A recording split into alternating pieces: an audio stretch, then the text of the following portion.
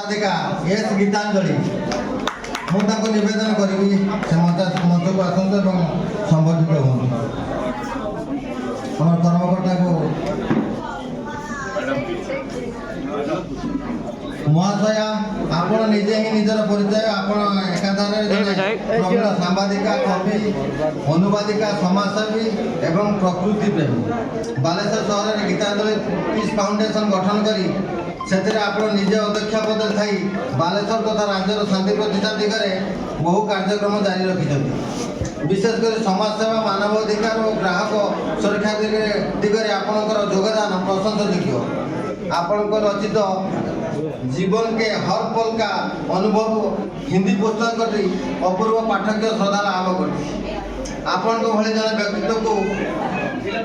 Press impress media club तार वार्षिक उत्सव में संगठित कर गौरवान्वित मन कर धन्यवाद।